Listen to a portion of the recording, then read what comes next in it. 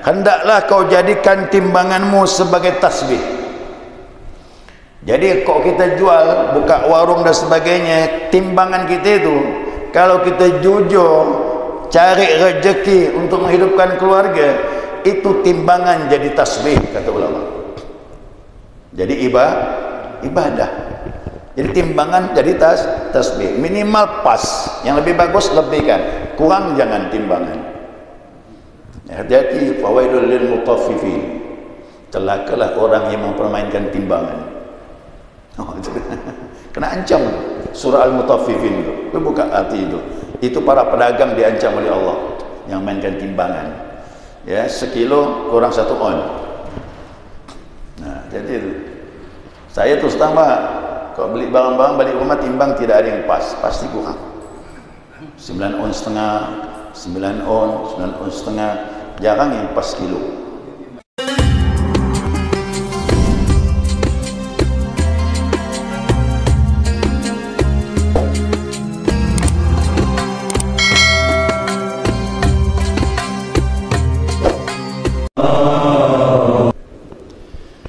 Bismillahirrahmanirrahim. Alhamdulillahi rabbil alamin.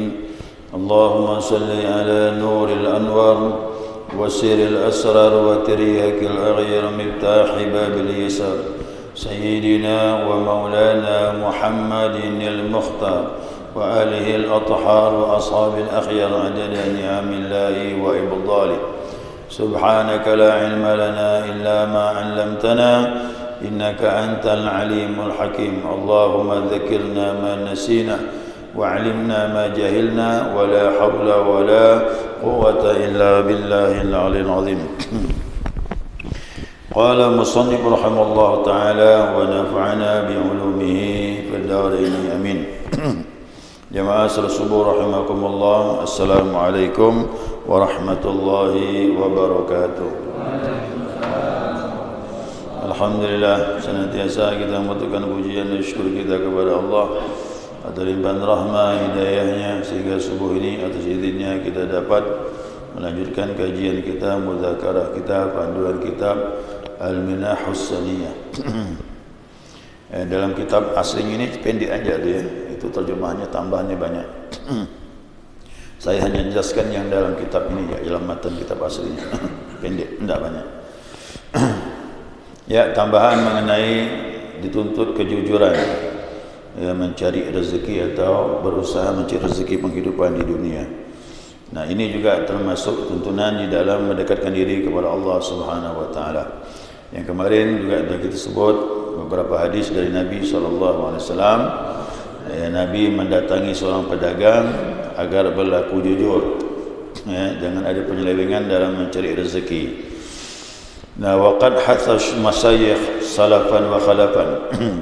Sungguh syekh-syekh para ulama, apabila disebut masyayikh ini guru-guru tariqah, para sufi, baik salaf maupun khalaf. Salaf itu terdahulu, ya, 300 tahun setelah masa Nabi Muhammad sallallahu alaihi wasallam. Kemudian khalaf itu berikutnya. Nah, jadi sufi sudah ada dari dulu sampailah sekarang ini ada. Nah, para ulama baik yang berada di masa 300 awal setelah Nabi ataupun berikutnya, mereka mengatakan dan menganjurkan, yaitu ala amal hirfati, untuk melaksanakan suatu pekerjaan, suatu usaha, ya, tab'an lil Qur'anil azim wa sunnatis syarifah, agar mengikuti Al-Quran dan juga sunnah Nabi Muhammad sallallahu alaihi wasallam. Jadi agama ini tidak hanya mengatur ibadah, ya, ibadah itu dua macam. Ada ibadatul mahdhah, semata-mata ibadah petunjuk wahyu Allah, cara wudu, salat, puasa, zakat, haji dan lain sebagainya.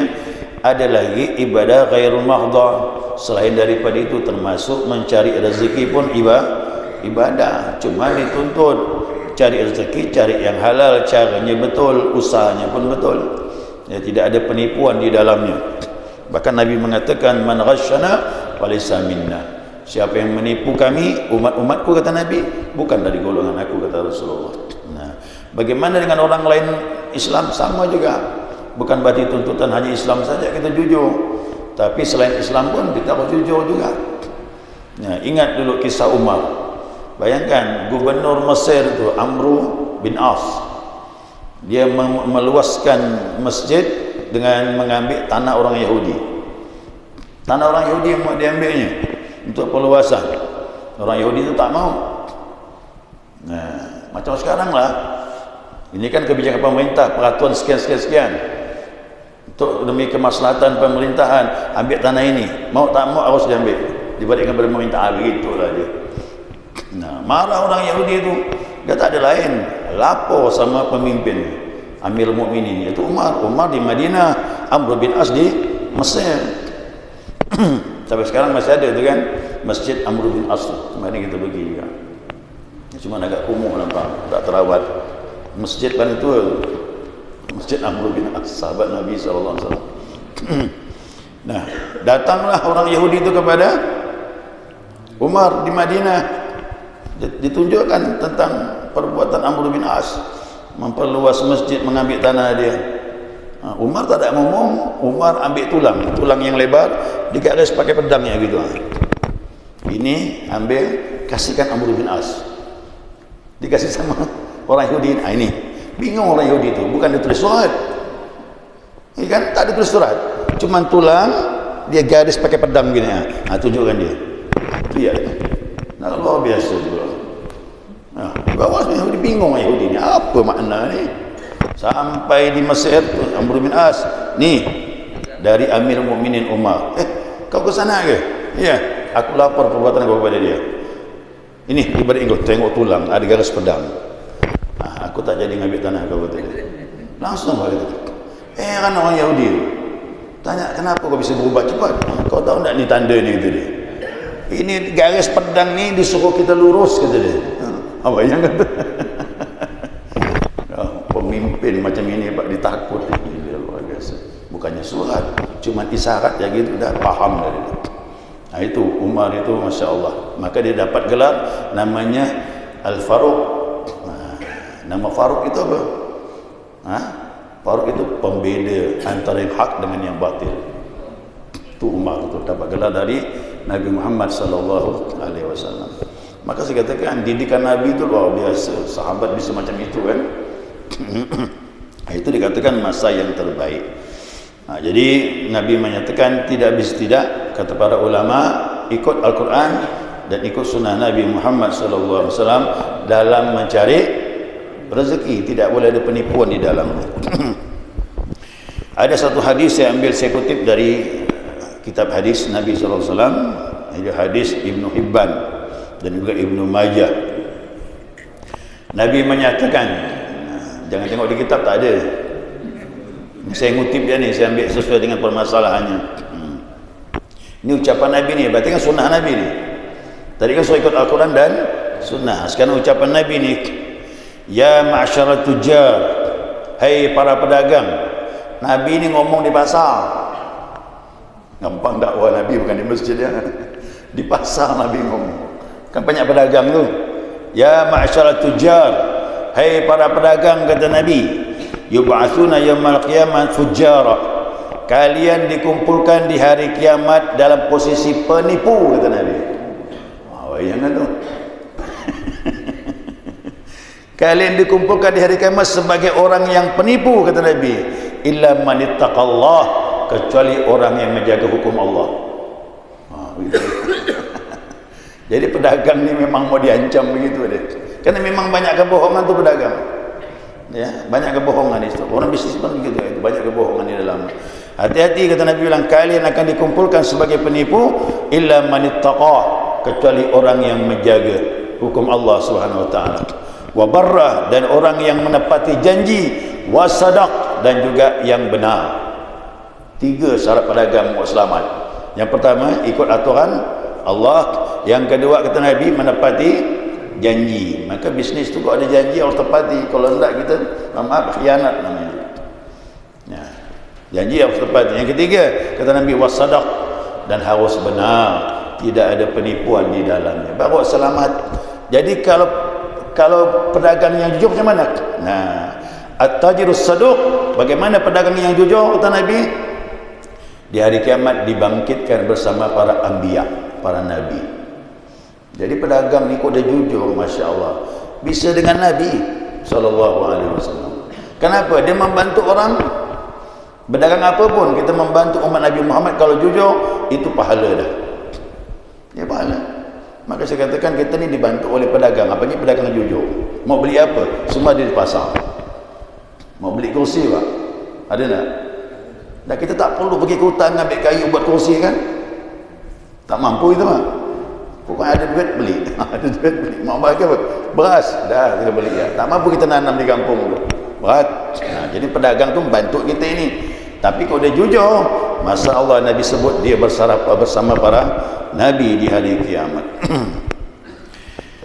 Nah kemudian maka kau lihat dibilang fi dzalika sadati syadzaliyah. Kau lihat bagaimana tokoh-tokoh para ulama sufi dari tarekat Syadzaliyah. Tarekat ini kan banyak. Ada tarekat Naqsyabandiyah, nisbahnya kepada Syekh Bauddin Naqsyabandi. Ada tarekat Qadiriyah, nisbah kepada guru besar Syekh Abdul Qadir Jailani. Ada tarekat Syadzaliyah. Nah, Syekh Syadzalina nisbahnya kepada Abu Hasan Asy-Syadzili. Ya. Tarekat Syadzaliyah ini punya keunikan. Apa keunikannya? Nah, dia menyuruh murid-muridnya semua bekerja. Tak boleh nganggur. Ya, dia melihat dengan sahabat Nabi Abu Bakar, Umar bekerja, dia bilang dia tak cukup hanya sebagai pemimpin ulama dan sebagainya, tapi dia bekerja asalnya pedagang dan sebagai sukses. Ya. Tarekat Syadzaliyah berkata tokoh sentralnya Abu Hasan Asy-Syadzili rahimallahu taala yaqul, dia mengucapkan apa kata beliau, maniktasaba wa qama bi faraidi rabbih, siapa yang bekerja berusaha tetap menegakkan melaksanakan ibadah kepada Allah, baik yang fardu maupun yang sunnah. Jadi mohon maaf, perdagangan dia, usaha dia tidak melalaikan ibadah kepada jadi sufi itu begitu. Apapun kesibukan kau silakan, dan dia tatkala menegakkan hukum Allah, ibadah tak ditinggalkannya. Nah, dia bilang apa?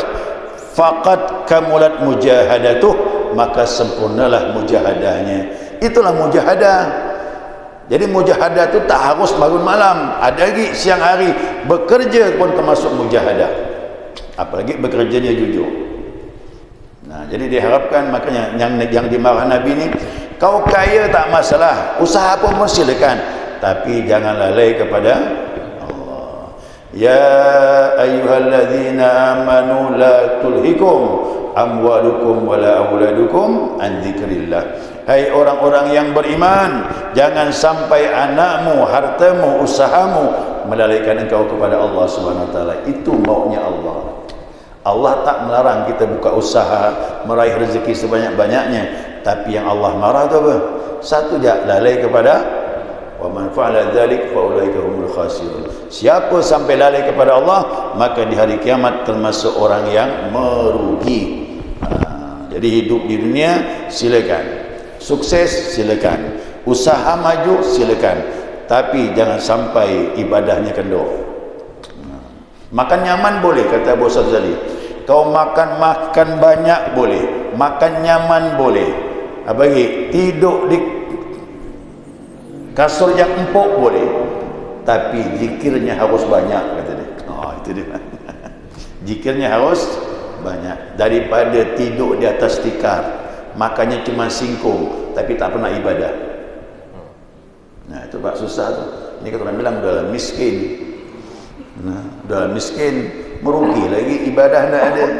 Tapi biar kita makan nyaman, tempat tidur empuk, rumah bagus, banyak zikir, itu lebih baik. Itu dikatakan orang kaya bersyukur. Orang kaya yang bersyukur. Orang kaya bersyukur, orang miskin yang sabar, berimbang ni.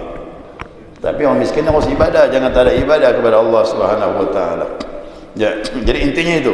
Kata Abu Hasan, silakan kau berusaha, tapi waktu menegakkan hukum Allah, melaksanakan ibadah, tak lalai kepada Allah, kau telah bermujahadah melawan dirimu, hawa nafsumu, untuk mendekatkan diri kepada Allah Subhanahu wa taala. Nah, kemudian murid beliau, tadi gurunya ni, sekarang muridnya. Siapa muridnya?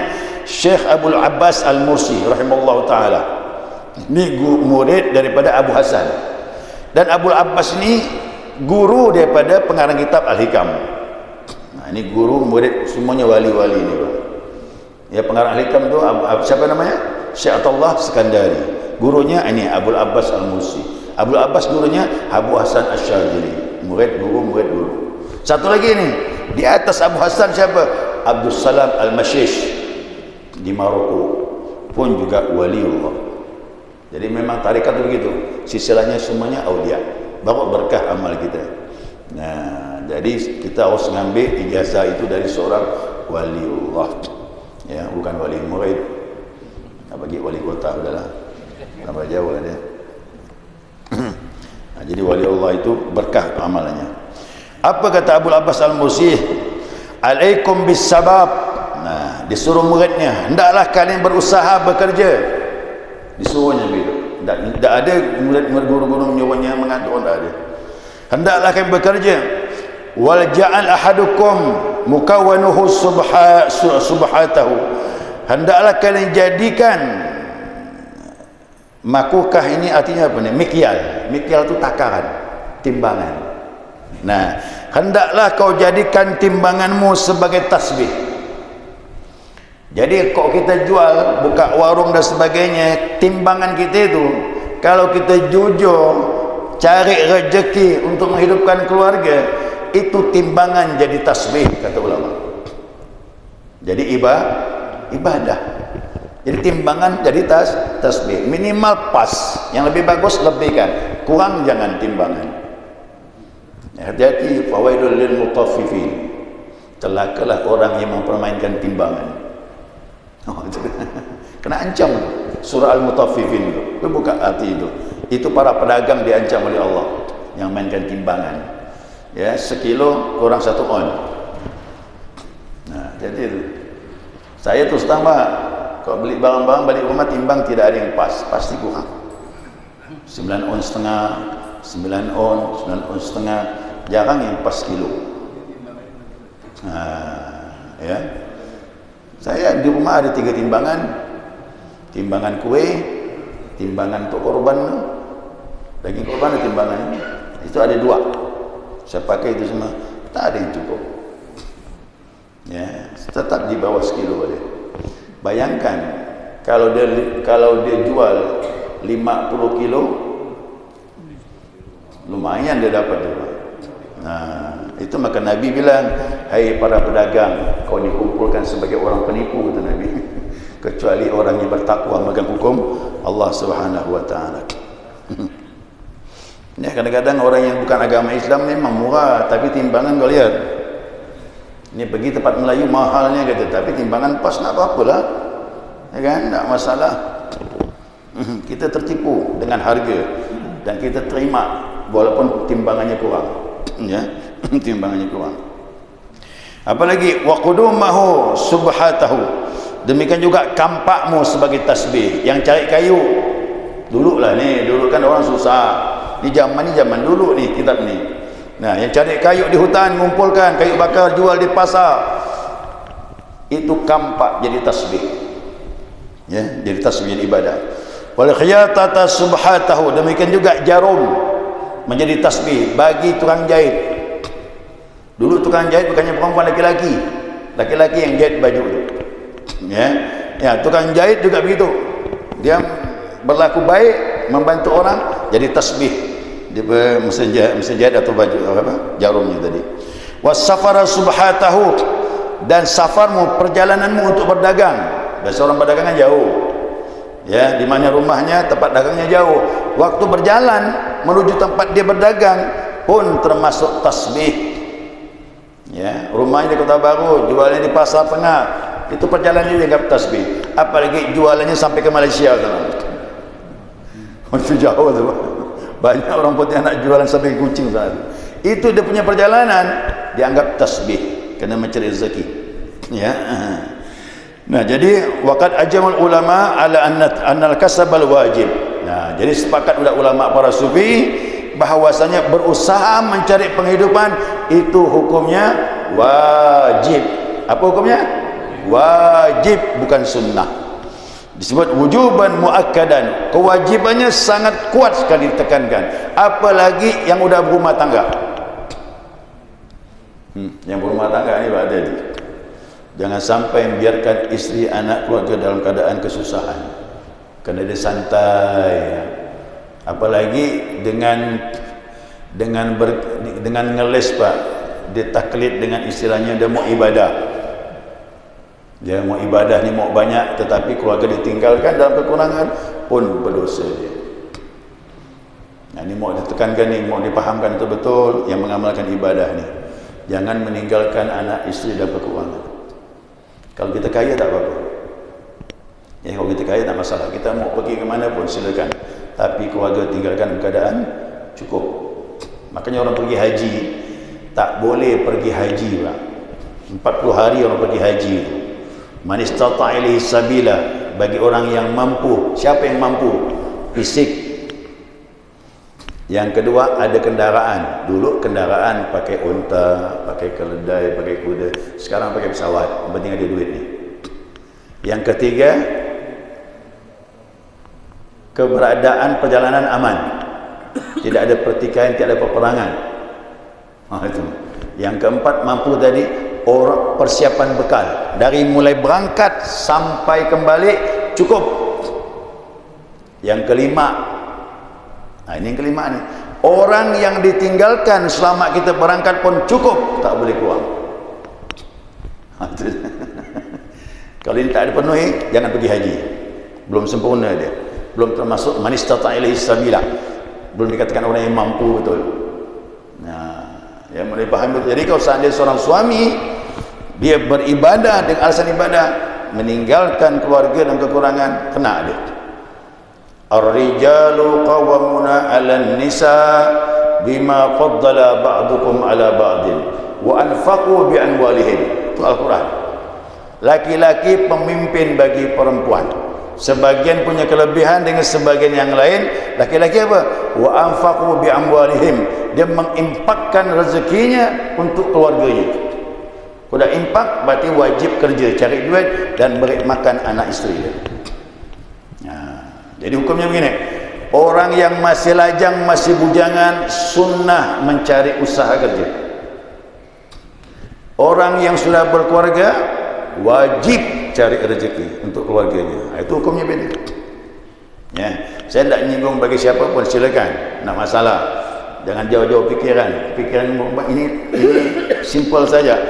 Boleh kita pergi ke mana-mana, tidak masalah. Yang penting keluarga ditinggalkan cukup, tidak masalah. Ya, ada kekurangannya tak boleh. Oh, kita tawakal ya Pak Ustaz. Ada boleh tawakal apa ni? Kau tawakal bagus, orang rumah, isteri anakmu bisa tawakal. Ya, kok kita gampang sendiri, kau masih bujang tawakal, tidak masalah. Macam Ibrahim Al-Khawwas. Dia pergi haji tawakal, tak pakai bekal. Kenapa? Sendirian, tak ada isteri, tak ada anak. Betul. Dia berangkat pergi haji dari Baghdad menuju ke Mekah, jalan kaki. Jalan kaki sampai ke Mekah. Nah, mau ikut silakan. Siapa mau ikut? Itu betul tawakal. Kenapa? Tak ada tanggungan, tak ada isteri, tak ada anak, pergi sendirian, bekal pun tak ada. Tawakal. Saya panjang cerita ni Pak. Panjang cerita ini. Cuma itu makanya kedudukan kita, kalau punya keluarga tak bisa bilang tawakal. Kita tawakal, tapi anak isteri tidak sama iman dengan kita. Ya, tak sama dengan kita. Ya. Kemudian wa ma'lumun anna man la kasaba lahu, maka telah diketahui orang yang tidak mempunyai pekerjaan dan usaha, fahuwa kal mar'ati la hazalahu fi rujulah, maka dia seperti perempuan yang tak ada suami. Apa istilahnya? Seperti perempuan tak ada suami, hidup sendirian sebatang kara. Makanya hidup ini maaf harus ada pasangan. Jadi kalau orang tak punya usaha macam itulah dia. Ya, sama gak laki-laki tak ada bini, tak ada isteri. Hei para yang bujang, kahwinlah. Ya, jangan biarkan sendirian, sayang. Ya. Nak dapat surga akhirat, surga dunia tak dapat. Kahwin itu surga dunia, Pak. Kita membentuk rumah tangga, dapat anak dan sebagainya, berhasil, dapat surga. Kenapa? Bisa membawa orang jalan kebaikan, jalan Allah SWT. Ya, segera cukup itu saja yang saya bacakan dalam kitab ini. Itu panjang tambahannya. Panjang tambahannya. Masih ada waktu? Hah? Masih ya? Lewat dah ya? Ya, mungkin ada pertanyaan satu je boleh? Satu saja. Jangan ada lagi pemikiran tasawuf itu menyendiri, memiskinkan itu, tak ada. Bohong. Zaman dulu sesuai masanya. Dulu tu memang zaman susah. Zaman sekarang ilmu ini harus dimiliki siapa pun. Mau pedagang ke, mau dia tentara TNI ke, mau dia sopir ke, mau dia bawa kapal nahoda ke, pilot ke, siapa ke, tentara, polisi, semuanya boleh mengambil ini. Kenapa? Intinya adalah bahwasanya silakan kau hidup, tapi jangan lalai kepada Allah. Itu dia. Ya, hai orang yang beriman, jangan sampai dirimu, hartamu, anakmu, keluargamu, usahamu menjadikan kau lalai kepada Allah Subhanahu wa taala. Tapi dengan cara yang jujurlah. Ya, demikian. Kalau tadi pertanyaan itu tutup. Subhanakallahumma wa bihamdika asyhadu an la ilaha illa anta astaghfiruka wa atubu ilaik.